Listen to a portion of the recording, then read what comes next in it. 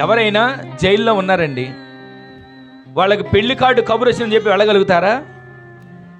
చెప్పండి. ఏమంటే మాకేం తెలుసండి, మేము ఎప్పుడన్నా జైలుకి, అసలు జైలు అంటే మాకు తెలియదండి, ఆ గోడలు కూడా మాకు తెలియదు, గొలుసులు కూడా మాకు తెలియదు అనుకుంటున్నారు. జైల్లో ఉన్న వ్యక్తి, చెరసాల్లో ఉన్న వ్యక్తికి పలానా ఊళ్ళో పలానా రోజున వివాహం ఉంది, అక్కడికి రావాలి అని కార్డు ఇచ్చినా రాగలుగుతాడా? అంటే అక్కడ ఎక్కడున్నాడు అతను? చెరలో ఉన్నాడు, చెరసాల్లో ఉన్నాడు. ఈ రోజున మనము దేవుని సన్నిధికి వచ్చిన మనం, ప్రార్థన చేస్తున్న మనం, వాక్యం వింటున్న మనం, పాటలు పాడుతున్న మనం, ఆరాధన చేస్తున్న మనం, ప్రతిరోజు దేవుడే నా బలం, దేవుడే నా ఆయుధం, దేవుడే నా ధైర్యం, దేవుడే నా కొండ అని పలుకుతున్న మనం, ఆ మాటలు పలుకుతూనే ఒకవేళ అభివృద్ధి పొందుకోకుండా ఉంటే, ఆ మాటలు పలుకుతూనే ఆత్మీయ జీవితంలో ఎదగకుండా ఉంటే, ఆ మాటలు పలుకుతూనే వాక్యానుసారంగా బ్రతకకుండా ఇష్టానుసారంగా బ్రతుకుతున్న ఆలోచనలో ఉంటే, దాని అర్థం ఏంటి చెప్పనా?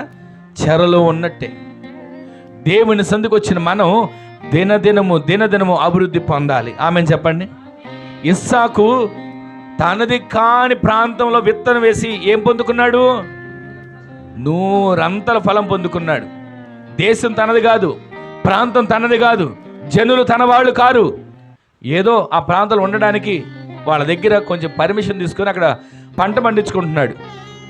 అలా పంట పండించుకుంటూ ఉండగా విత్తనం వేయడం మొదలుపెట్టాడండి.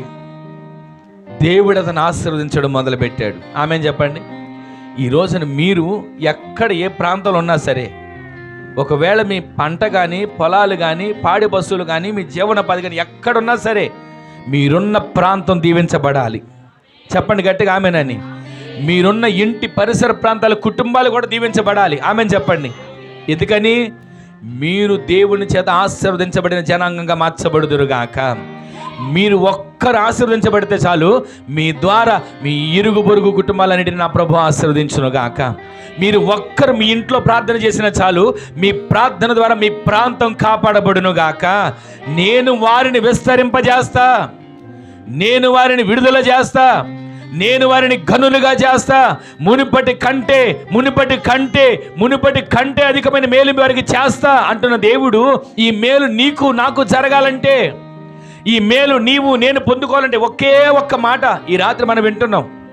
ఆ మేలు నీవు నేను పొందుకోవాలంటే మొట్టమొదట చెరలో నుంచి మనం విడిపించబడుదుము గాక, చెరలో నుంచి మనం బయటికి వచ్చుదుము గాక.